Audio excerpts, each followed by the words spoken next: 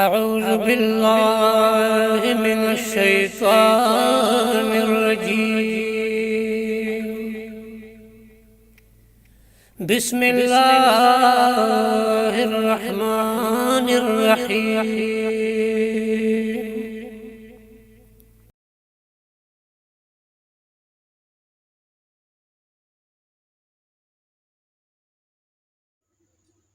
أعوذ بالله من الشيطان الرجيم.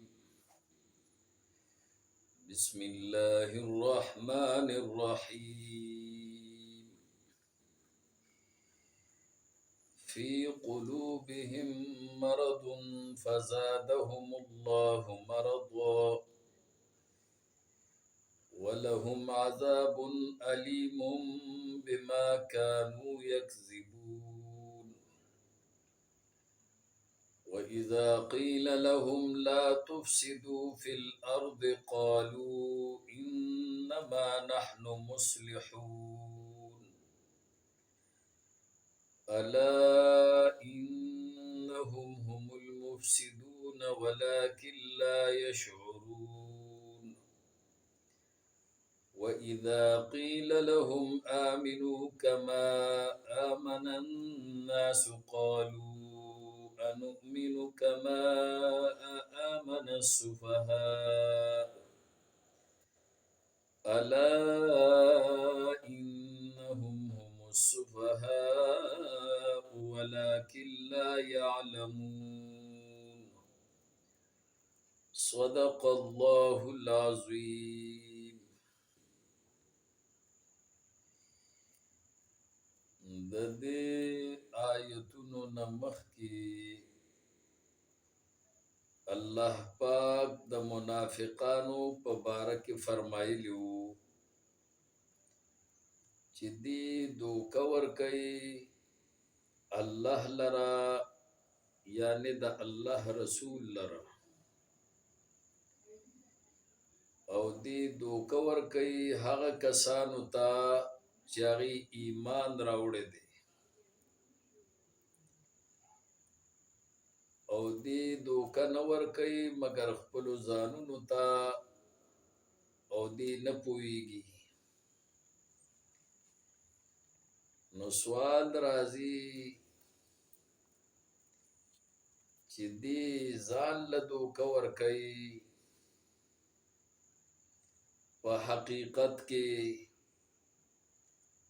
او په ظاهر کې د الله رسول او مؤمنانو له دوکه ورکوي. نو دا دوکې دی مؤمنانو له ولې ورکوي او ځان له په حقیقت کې ولې ورکوي؟ نو الله فرمایي چې دا ځکه چې فی قلوبهم مرض، په زړونو د دې کې مرض دی د نفاق. فزادهم الله مرضا، پس یاد کړی دی الله پاک د دې دپاره دا مرض د دي. ولهم عذاب علیم، او شته د دې دپاره عذاب درناک بما کانوا یکذبون، په سبب د دې چې دی دروغ وایي. آمنا بالله والیوم الاخر وی او په زړه کې کفر دی. نو چې د دې په زړه کې کفر دی او آمنا بالله والیوم الاخر په دروغ وی، نو د دې په وجه باندې دې ته به درناک عذاب الله ورکوي. او څه وخت چې وویلی شي دې ته لا تفسدو فی الارض، چې تاسو فساد مه کوئ په ځمکه کې، د کافرانو طرفداري مه کوئ، د مؤمنانو رازونه کافرو ته هغه مه رسوئ.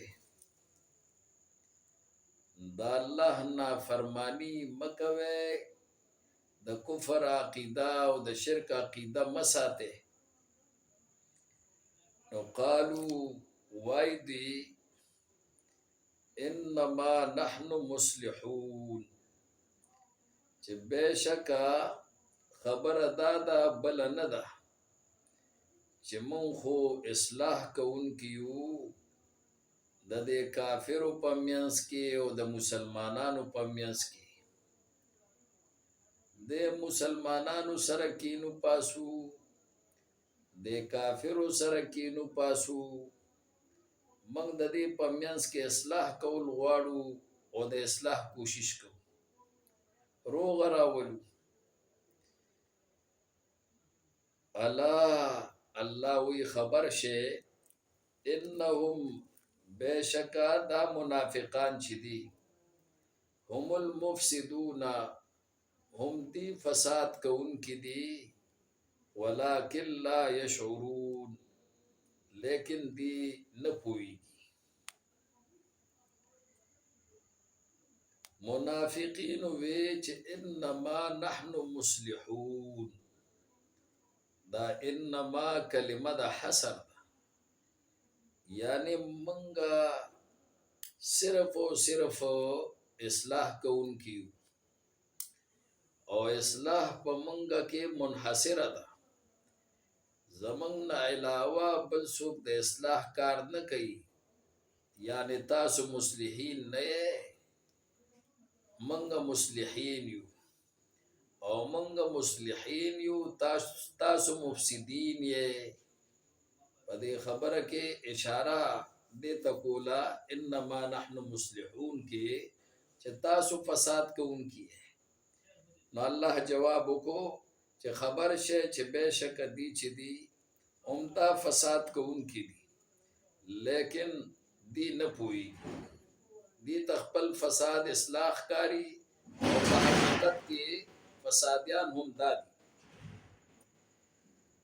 وَإِذَا قِيلَ لَهُمْ، او سو وقت چې وویلی شي دی ته آمنو ایمان روړی تاسو، کما آمن الناسو، لکه څرنګه چې ایمان راوړی دی نورو خلکو. صحابه کرام رضوان الله تعالی علیهم اجمعین د قرآن د نزول په وخت کې ایمان راوړو.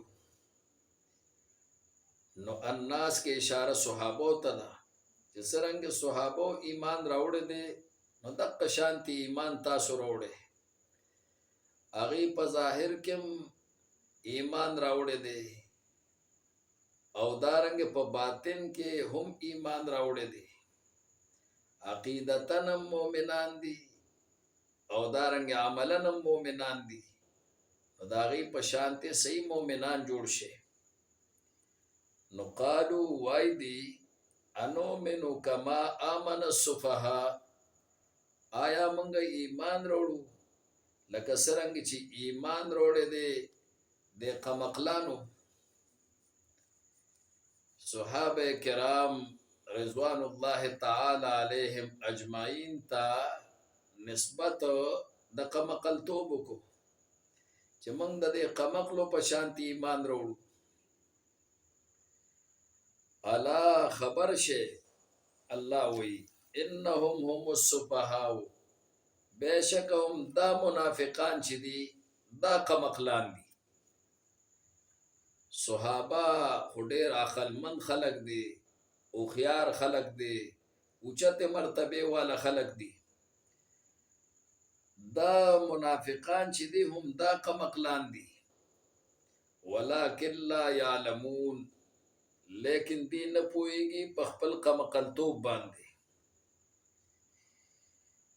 سوال دا راځي چې منافق خو هغه ته وایي چې هغه خپل کفر په زړه کې پټ ساتي، او هر کله چې دی داسې ووایي چې انؤمنو کما آمن السفهاء، نو دی خو خپل کفر ښکاره کو.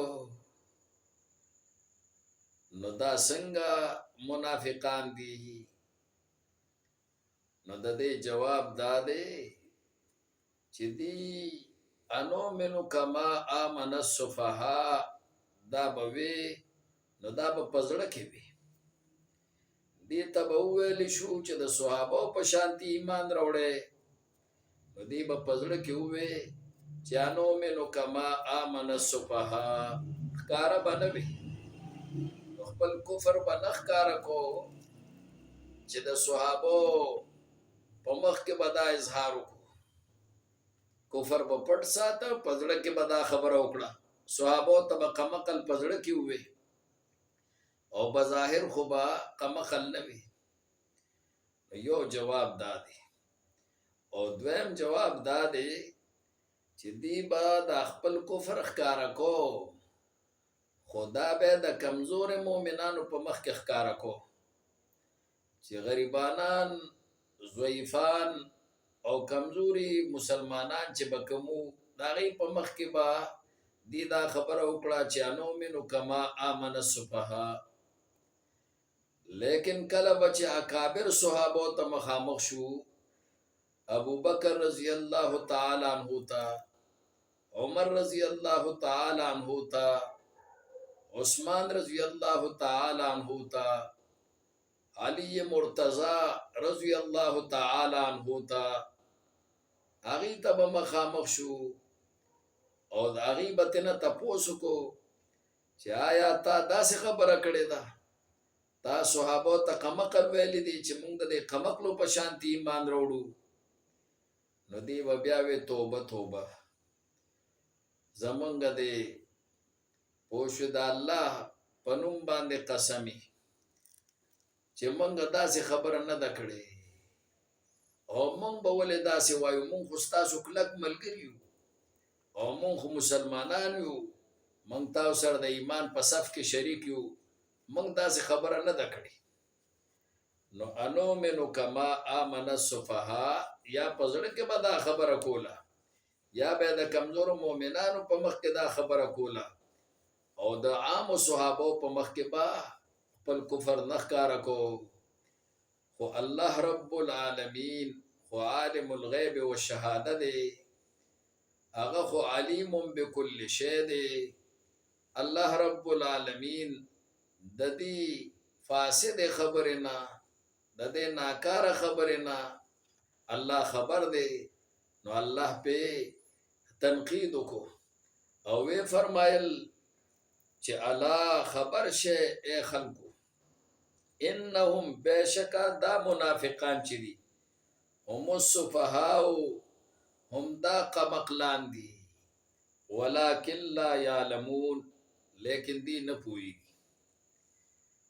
د دې آیتونو نه دا خبره معلومه شوه چې دعوت او تبلیغ مؤمنان کوي، کافرو ته کوي، مشرکانو ته کوي، هندوانو ته کوي، دهریانو ته کوي. نو د ټولو نه اول چې په دغه هندوانو کې او کافرو کې او مشرکانو کې کمې خرابې وي، کم بد اخلاقې وي، ناول به ورته د هغې په باره کې دعوت ورکوي چې دا بد اخلاقې، دا منکرات او دا ګناهونه دا د ځان نه لرې کړي. ځکه چې دې آیتونو کې وفرمایل چې هر کله به وویل شو دې ته لا تفسدوا فی الارض، فساد مه کوئ په ځمکه کې، نو به ویل دي چې موږ اصلاح کوو. ناول د لا تفسدو ذکر وشو او بیا ورپسې د ایمان ذکر وشو چې آمینو، ایمان راوړئ. نو اول چې لا تفسدو خبره وشوه او بیا د آمینو خبره وشوه، نو معلوم شو چې تخلیه مقدم ده په تجلیه باندې. یو شی به هله ښایسته کېږي چې اول د ګندګۍ نه هغه خالي کړي شي. مثلا یو کوی دی او په هغې کې منګک پروت دی او سړی ترېنه اوبه راوباسي او منګک ترېنه نه راوباسي، نو هر څومره اوبه که ترېنه دی راوباسي نو دا کوی نه پاکي. او چې دا منګک ترېنه راوباسي، اول هغه خالي کړي د ګندګۍ نه او بیا ترېنه هغه اوبه ګنده وباسي، نو بس هغه بیا پاک شو. لیکن تر څو پورې چې هغه خالي کړي نه د ګندګۍ نه، نو هغه نه پاکیږي او نه ښایسته کیږي. لکه مثلا سړی یو کور لذي او په کرایه باندې یو کور اخلي، ناول چې هغه ورشي د ټولو ناول چې هغه کور کې کم تور کې وي کم ګندګي وي دی اول هغه تور کې ختم کی چې هغه ټول تور کړي مخکې کاریګر نو دی اول هغه صفا کی او بیا د هغې نه پس چې کومه ګندګي په هغې کې هغه ترې نه وباسي، د هغې نه پس چې کوم دی نو هغه بیا ښه چونه کي او ښه مزېدار رنګ یې کي، د هغې نه پس چې کوم دی نو بیا ول هغه کډه راوړي. نو اول د هغې تخلیه کوي د ګندګۍ نه، بیا د هغې تجلیه کوي په چونې سره او په رنګونو سره هغه بیا ښایسته کوي. نو د دې ایتونو نه دا معلومه شوه چې تخلیه مقدمه ده په تجلیه باندې. اول ګندګي لرې کول دي چې چاته سړی دعوت ورکوي چې بای ته د ځان نه دا ګنده اعمال لرې کا، دا ګنده کردار لرې کا، دا ګنده اخلاق لرې کا.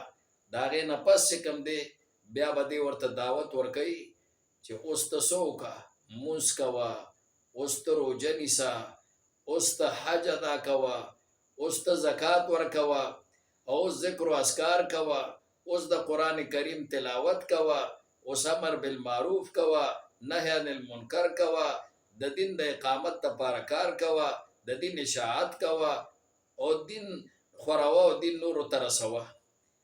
نو دا هله به کېږي چې اول یو انسان عقیده پاکه شي، عمل پاک شي، اخلاق پاک شي، د هغې نه پس چې کوم دی نو بیا نور اعمالو به هغه ته دعوت ورکولی کېږي. دا ترتیب د دې دوه آیتونو نه معلوم شو.